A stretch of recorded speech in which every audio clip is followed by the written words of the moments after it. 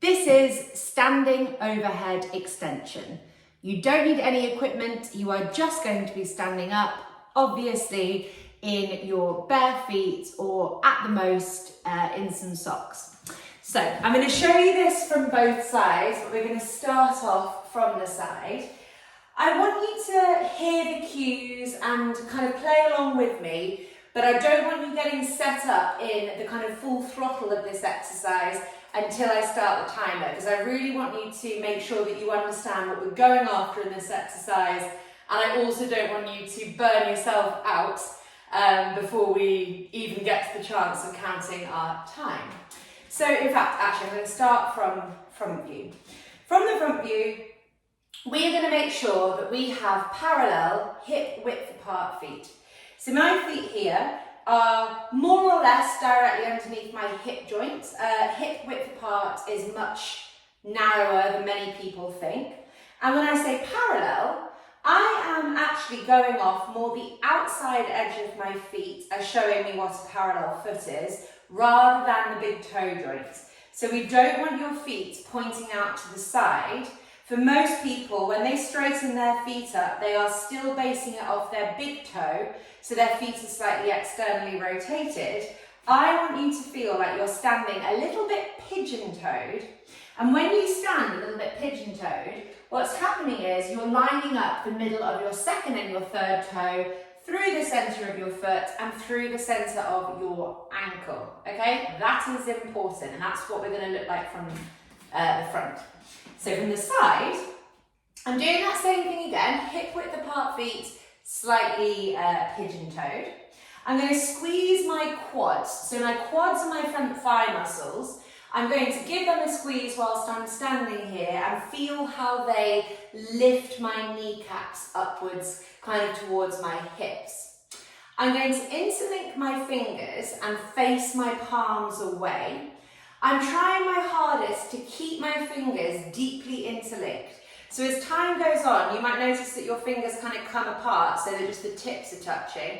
You really want to kind of get snug in the sockets of your fingers there, because it's going to help you get more opening through your wrists.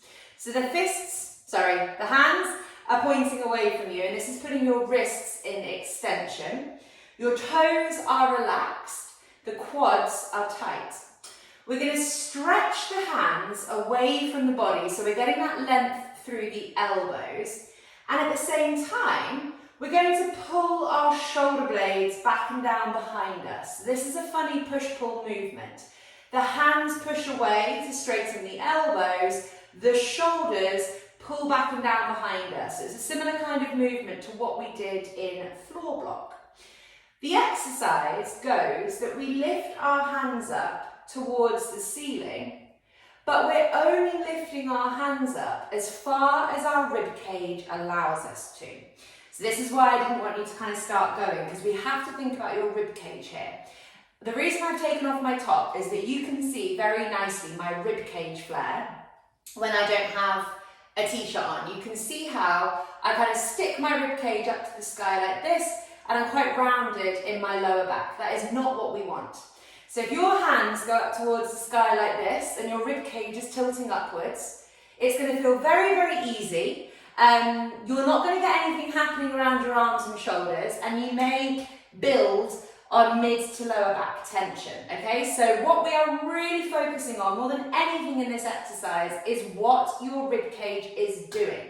So I'm going to set the exercise up again, thinking about the rib cage almost first. So quads tight, hands point away, keep them nice and low to start with. We are going to feel like we are contracting our abdominals slightly downwards. So we're almost drawing the rib cage down, which lengthens the lower back. So you can see the difference there between this and that. That is going to make this exercise easy. This is going to make this exercise a shoulder exercise. So I contract the front of my abdominals, which feels really unnatural for me. And then I send the hands away, straightening the elbows, pulling the shoulders back and down behind, and then keeping my rib cage down and feeling how the rib cage is kind of going in the opposite direction to where your arms are going to go. You are going to lift your arms up, to the point when you start feeling like you're being met with resistance. That resistance could be anywhere, but it's going to look a bit different to you doing this. So this exercise is really easy if we're focusing on just getting the hands high without paying any attention to how we're getting there. We just sink into our lower back by shoving the pelvis forwards and tilting the rib cage up. Easy, no shoulder function.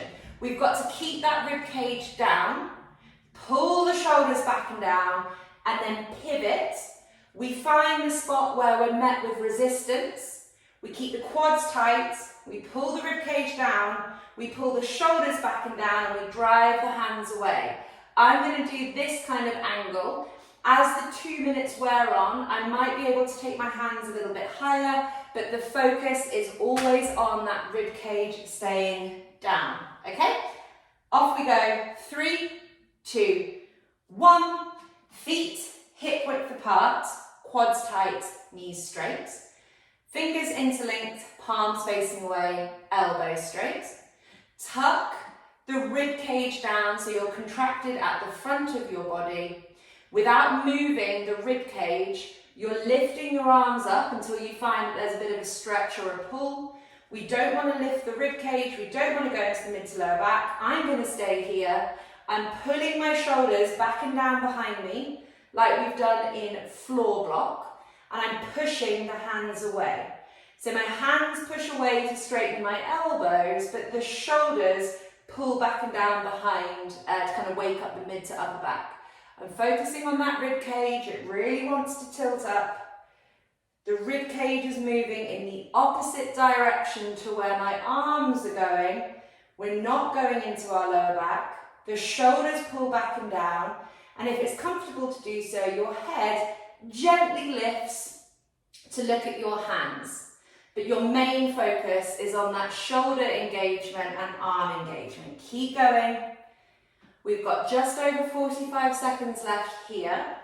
Keep pulling those shoulders back and down, pushing the hands away, tucking that rib cage in.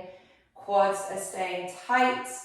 This is getting into slightly more difficult exercise territory here, so keep breathing in and out of your nose, into your belly, into the backs of your ribs.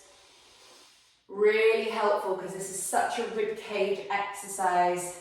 We've got just over 15 seconds left. Rib cage tucks down, quads stay tight, shoulders pull back and down, arms stretch away. 5, 4, 3, 2, 1. That was 2 minutes in standing overhead extension.